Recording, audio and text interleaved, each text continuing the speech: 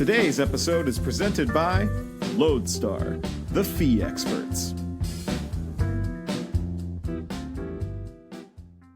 Well, we are here today to talk about some mortgage industry things. The first question I wanted to ask is, you've posted a lot about vendors online because the joys of working together in the industry. So how do we think that the industry at large can stop enabling poor service and broken promises on both sides? As kind of let's open with that and have a conversation because this is a conversation show. You know what? That's perfect. Perfect. Yeah, that's our word. So let's go. That's our word. We're just gonna say it a lot. It's fine. Whenever I'm thirsty, I'm just going to say the word. I love that. There are a lot of things that can be done. So many vendors have admitted that they lost their way. Yeah. That they took their eye off the ball, whatever phrase you want to use. The way that you can tighten that up, and I like how you include it on both sides, right? Because it's a collaboration. It's so easy to focus on the vendor side because you're paying them, but there's an expectation every time you sign up with a vendor, and I do think that that other side of the equation is not considered enough. So let's address the vendor side for a minute. I'd like to see accountability clauses. This is something that I wrote about.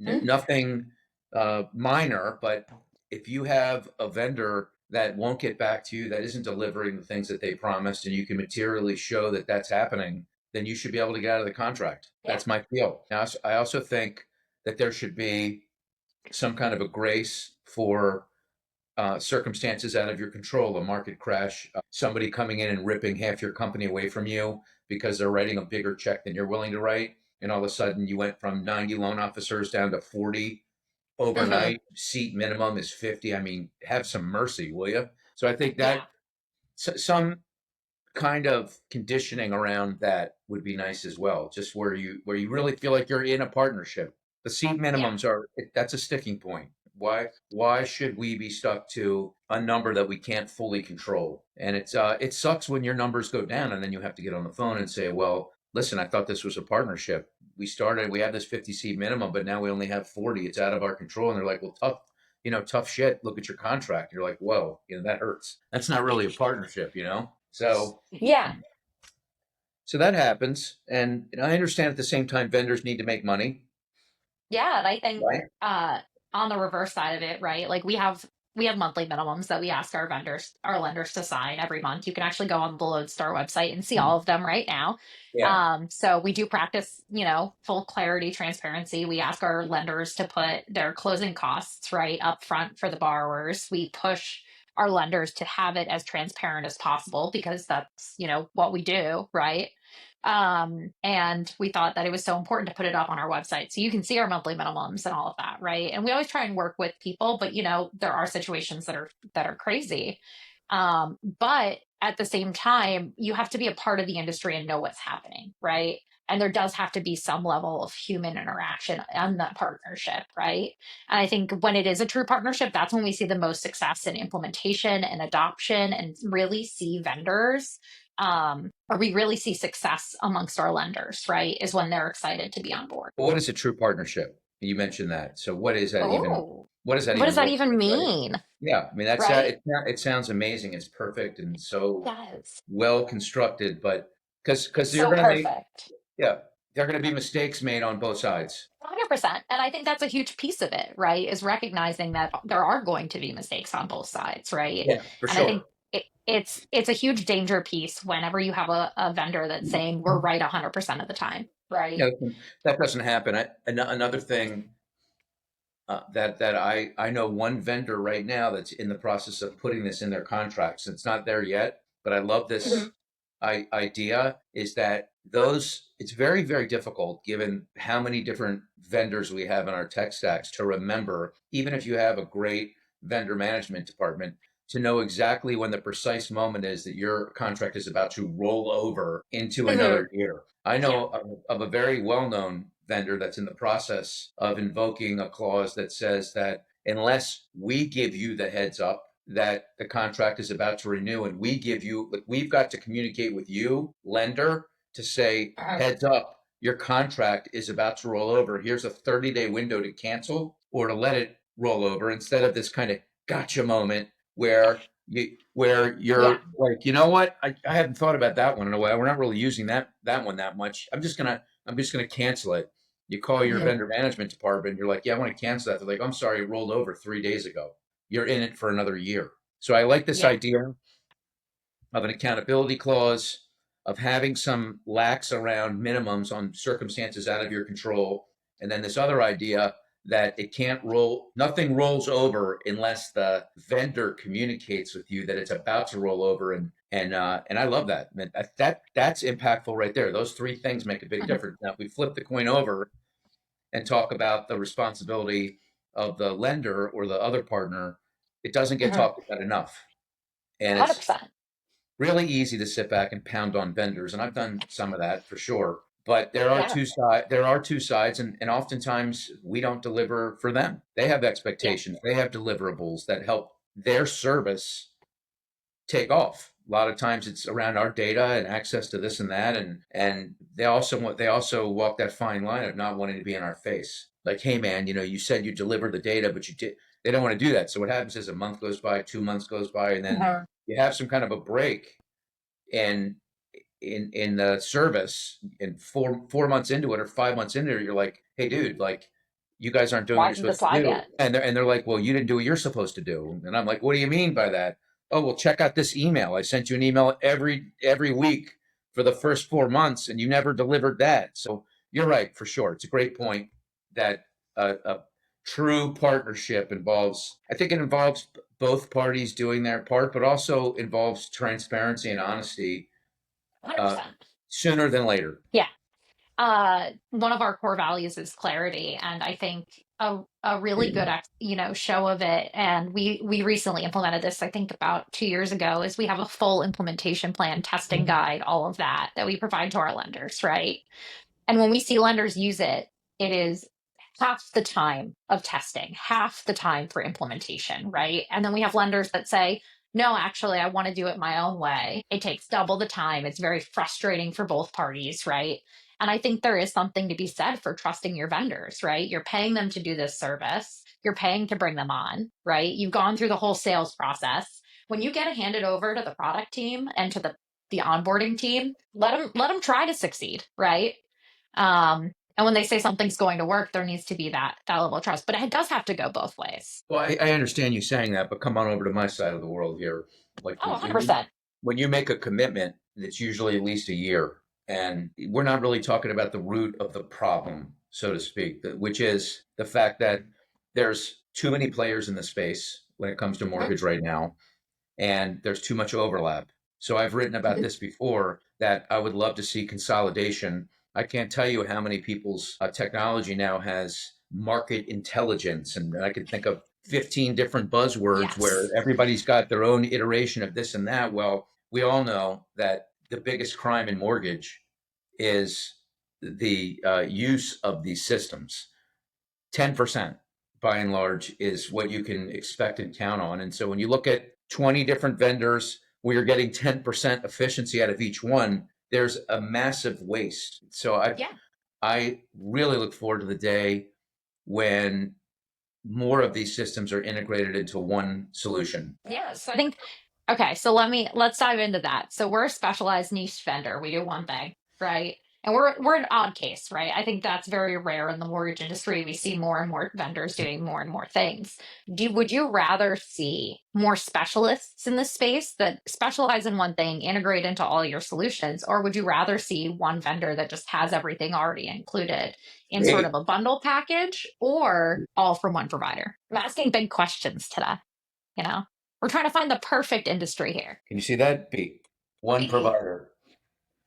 One provider bundled in. Yeah, fewer providers. Fewer providers. So one contract, but specialists kind of integrated in every way. I would like to see companies get together and figure out ways to partner up to deliver a one size fits all solution. And I realize that's impossible, right? But yeah, I was about to say, you have such a vast array, and then you've got the push into technology and AI and things like that. So it's going to become even more cumbersome.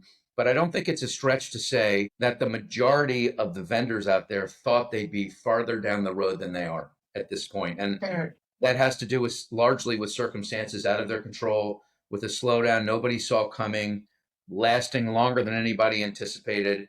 And so for the longest time, there was not much tech in mortgage, right? And I've written about this too. A lot of times I feel like we've not advanced the industry in technology because so much of the tech that we have now fills the gaps and plugs the holes of all the inefficiencies. You see, so this company's making money because they've got that plug in, and then this company's making money. So if you fix a lot of that stuff, then all of a sudden these companies can become obsolete, and that's a real challenge for our industry. I don't know how we get past it. Eventually, we will, but I would like to see more. I'd like to see fewer companies doing more things. Is that fair? That's fair.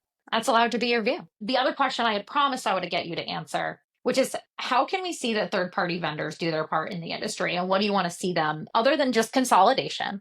What does that look like to you? I'd like to see more honesty. I'd like to see more candidness. And what I mean by that is I've got certain people in mind. I'm definitely not going to call anybody out here. But where a vendor is like, this system works, it works great, it's developing results, and you ask what the results are and who you can talk to about it, and they're very elusive with those answers. So if you're in the beginning stages, if you haven't quite figured it out, if you can't get to the ROI, and that's a big one, by the way. Like if you're out there and you've got vendors that you're signing up with, try asking them, what should I expect? What should my ROI be? And maybe as you consider signing up new vendors or renewing, you should have them answer that question and then only hold them to 75% accountability. And then have a clause in there that if it doesn't turn out to be that, then you have a way to get out of the contract. So that is a big deal to me, is if you're a vendor, admit where you are in the process. And I think many vendors are in the very early stages of what they're trying to do. You want to be endearing, just be honest, and let's go on this journey together. We're not perfect. You're not perfect. How do we work together to make your solution perfect so I can scream from the top of the mountain that this is the greatest technology in mortgage and everyone should be using it? Yeah, I think that's definitely something, we shifted our mindset from a very traditional tech sales, right, about 3 years ago, to just being like very open and honest on our calls. And it's just, we've really seen such a huge growth since then. Because to be quite honest, I'll tell you if I can't beat a price on the first call, right? Or, I have gotten many compliments on the fact that for a long time we've made improvements since then, right? We were blunt and said our property tax tool isn't the best on the market, right? And I think that's important to recognize, because if not, you're downplaying what you do well, right? You're saying that, we say we do all of this well, but when you say you do bad things well, you've discredited yourself. I'm not sure how much price matters at the end of the day. I don't think I've ever given somebody a contract merely for price. We love a good value sale. Yeah, I get that, but in the sense of we provide more value, right? Like you shouldn't be buying your technology because it's the cheapest solution. You should be buying it because it provides you the most value at the end of the day. Yeah, to me, the value is in the relationships. And maybe I'm just an old school person, but I make many of my decisions based on how I feel about the people on the other side of the table. And that's why you have to like the people you work with. Yeah, for sure. I mean, it's not exactly the people you work with, right? Because those are people in your company. The outside vendors, it's a little bit different because you're paying for that relationship. Yes. So it's not the same as working with somebody, right? Not to split hairs with your words, but the post that really put me on the map as far as LinkedIn is concerned had to do with our displeasure with Surefire and the amount of times that the CRM had traded hands from private equity to another institution to Black Knight and then ICE. And we had just been bounced around so much. One day I woke up and I literally was like pulling what's left of my hair out, and it's over. I'm like, I can't deal with this anymore. And we're sending emails to our account rep and they're bouncing back, and no one there is letting us know that they're not even around anymore. And so you get somebody on the phone and they tell you how they're going to be around forever. And we're so sorry. The chaos is over. I'm your final person. Trust me, I'm not going anywhere. And then a week later, their email bounces back. Gone. They're gone. So I did that, and then it really went viral. I don't remember all the numbers, but there were many shares, many tens and thousands of views. And a lot of people came forward and said, you got to get with Total Expert. That is the CRM leader in the space. And And I considered it, although the heaviness of a CRM change was something that I had feared for many, many, many years. We stayed with Shortfire for far too long. And I'm so glad I took the chance with Total Expert. And I really went on the relationship that I have with John Hill and Dan Catanella, Catman, and Joe Wheelu, who's the founder, is still very involved in the company. It's not absolutely perfect. You know, there's some areas that they need to get a little bit better in, but they admit it. That's the thing. It's what I'm talking to you about, right? Yeah, exactly. But the thing they do is they show up, they show you that they care. They always answer the phone right away. When they say they're going to address something, they address it. When they say they're going to get back to you, they get back to you. We're never running somebody down. So it feels like a family, right? Like you're human, I'm human. How do we work together? If you screw up or we screw, whatever, we just get to the table, we figure out how to move forward. So, and this is going to sound impossible to believe. Okay, this is gonna I'm sound ready. really, really hard to believe because we've got 550 loan officers at NFM Lending. I'm the managing director. I didn't field one single call or complaint throughout the transition. Just think about that for a minute. Think about That tells you how bad the previous solution was. It's fine. I don't know what it tells you. I mean, yeah, that's part of it. But no, actually, a lot of people liked some of the aspects of Shortfire. I mean, you definitely, yeah. It's got some great features. But I was afraid like they weren't going to be able to convert the data over. There would be erroneous things being sent out, or people wouldn't. Loan officers don't like change. They don't like change. Like they're, especially the top producers, they're very set in their ways. They expect what they expect. Everything is in its right place. And so if you take a link in that chain out, they go completely haywire, and they're not shy about ripping your head off. I did not take one phone call, and neither did our CMO. That's impressive. That Total Expert. Now, to your point, and to the genesis of this conversation about vendors, we did a really good job deploying a lot of people, and then to your point, which was such a great point, this is really going to bring that into focus. We said to them, okay, tell us from your experience what we need to do to be the best partner and to help you win. And so what they said to us was, you need to bring in an outside third-party person. Let us find you someone that has mastered our system, and they'll be the conduit between you and us, so they can interpret our language and help make things go. And we said, you know what? Surrender. We'll hire that person. We brought them in. It made a really big difference. So that speaks to your point about being a good partner and listening to the vendor. And you made a great point. Like if you're going to bring them in fact, it was a perfect point. In fact, if you're going to bring them in, if you're going to bring somebody in and sign on the dotted line, surrender. Be a real partner. So, I mean, I threw that little plug in for Total Expert. The system is great. They're working on a lot of things. They do own most of the market share in the CRM space, and with good reason. And I have a lot of confidence in knowing what's on their roadmap, getting little glimpses that they are going to be even better in the very near future, especially around AI. Yeah, absolutely. And I think it definitely does say a lot, right? When you listen to your vendors, the success that you can see, because a lot of us, we've done over 250 implementations of our technology, right? Like we know what can go wrong. And so I think any vendor that's trying to give that information really is trying to get you to success.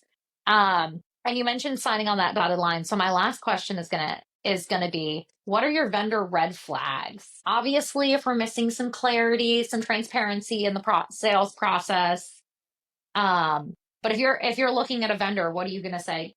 I'm gonna walk away from this.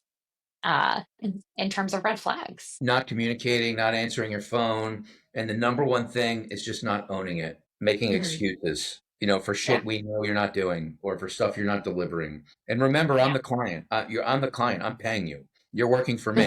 And I don't say that in any kind of disrespect, because any vendor that I work with knows that I'm uber respectful. Like they've got the hardest job out there, right? But your job as a vendor is to service your clients, right? You have to make us happy and want to continue to fulfill the promise of the relationship, and just be human, admit your shortfalls. I'm so attracted to honesty, especially in the face of adversity. I'd much rather hear, you know what, I screwed up. This is broken. It wasn't what I told you it would be. Thought we were further along down the road. Like that will build equity with me in massive ways than continuing to gloss over things and to tell me that something's not happening that we know is happening. That was the last written question I had. So I mean, if anyone has questions at this point now. What if I have questions for you? You can ask questions if you want. I was going to say, if anyone has a question, if you drop it in the chat, we'll try and answer it. But what do you got for me, Greg? Well, as you're Gen Z, right? Actually, I'm a millennial. Okay. I'm on the young side for millennials, but I'm a millennial. Yeah. So what do you see when you look at this business? What gets you excited and what gives you pause for concern as a millennial? I think there's a very large push, and I think we're starting to back away from it a little bit from what I've seen, even from when I first entered the industry. Um, but there's been a lot of talk that millennials just want to use their phones, they just want to be online, they don't want to talk to a real person. I've heard that a lot, right? And I think that is very far from the truth. And I think a lot of lenders need to remember that is they want, I think it's the reason you started to see, your influencer division is the reason I admire it so much. I actually have a college or a friend from earlier on in my career that does home buyer education, right, on Instagram, right? But it's personalized, right? And so she does get people on these calls. They go to sessions. They're very engaged, right? And I think that's very true of the millennials. We do want to see people. We do want to have that interaction. We don't want to go to a branch and wait around for 3 hours to fill out a piece of paperwork I could have done on my phone, right? Right. But I still want that human moment that comes with getting a mortgage, right? I did an interview with actually one of our other millennial employees that bought a house last week, and she did a hybrid closing, and she's like, I would have felt like I missed out on something if I didn't go to the table and sign my final documents. And that's not true of every millennial, right? But it's something we've always imagined and dreamed because we saw our parents do it. Can I put you on the spot one last time? Go for it. I'm ready. Hopefully we'll have a decent amount of eyeballs on this. I would love for you to give me like the minute elevator pitch on what you do and why your service is one that everyone should strongly consider. Yeah. So Lodestar we're the closing cost experts. So we only do fees. That's all we do. So section C, E, and H, we are going to rep and warrant those fees 100% to tolerance. If we're wrong, we will issue you a cure to tolerance in the form of a bill credit. Last year, we paid out just over 1% of our annual revenue back to our lenders in the form of cures because we're not right all the time. We'll make you whole when we're wrong. And the service will drive obviously efficiency and savings, I would think. Yeah. Absolutely. Yeah. So we're in almost every LOS at this point, I would say. Cool. So we can be automated through EPC, so you can run us automatically. We're in Blend, Mortgage Coach, Be Smarty, all your POS platforms. I think I'm missing one. Encino, we're in Encino as well. That's our new one. So you have the ability to disclose costs upfront to your borrowers and offer them a real cash to close, which is so important. And we want to make sure you have the most competitive offer. So we also don't inflate our numbers to make sure that we don't inflate our numbers to not pay cures, right? We want to make sure that you have the most competitive bid on the table. Well, I mean, when you're paying cures, it validates your worth, back to the relationship and admitting when you're wrong. So that's a good ending. That brings this whole conversation full circle. This has been a real honor. I appreciate it. I appreciate you so much, Greg, and thank you for coming on. And thank you guys all so much for joining this. If you're joining us live or recorded, we're also going to put this out on our podcast, Lending Leaders. So if you're listening to us there, thank you so much. And we'll end this with I have to put more water in my glass. We'll end this with a perfect sip of Pellegrino. I appreciate that.